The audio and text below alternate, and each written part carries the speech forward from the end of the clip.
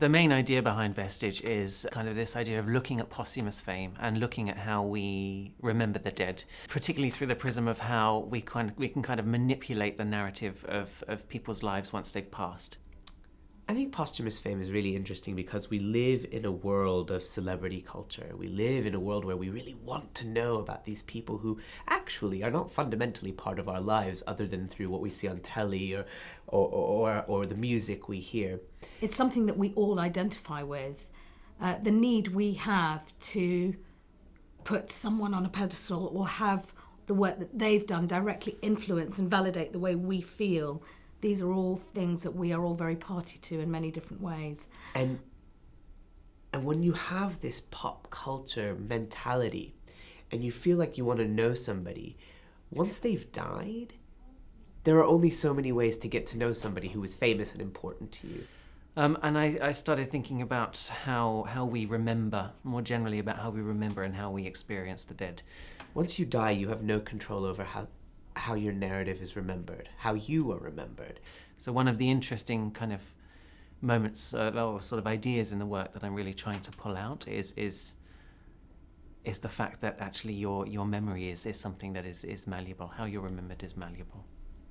How you do that visually can initially sort of seem quite aloof and floaty. I chose to work with Nikolai, Hart, Hanson because after an initial discussion with him, I very quickly discovered, for example, at one moment in the conversation, he said to me, I hate designing kitchens for stage. You know, he doesn't do realism. I needed that sense of abstraction. So with the Vestige, we have story of a woman that is being remembered by the help of three characters that are all talking about one central woman who has passed. And it's about how their recollections of this woman kind of come together, and whether at times they complement one another or whether at times they contradict one another.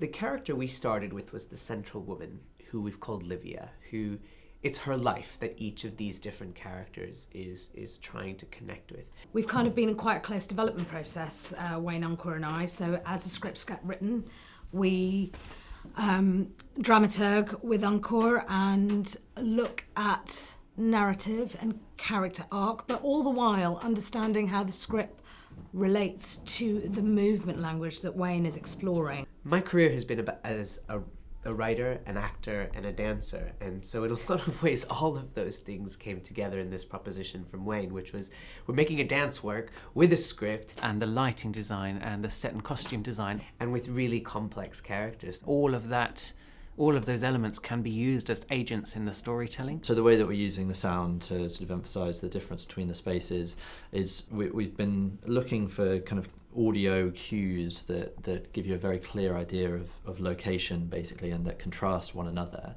so that we get a very clear understanding of which space we're in at any given moment, because that's sort of one of the key areas to emphasise. It's extraordinary. What Wayne's creating is a kind of interdisciplinary piece. We share a common sort of artistic language. We understand one another and what it is we're trying to achieve with the work. But in the end, I hope it produces something that's really exciting and worth the journey.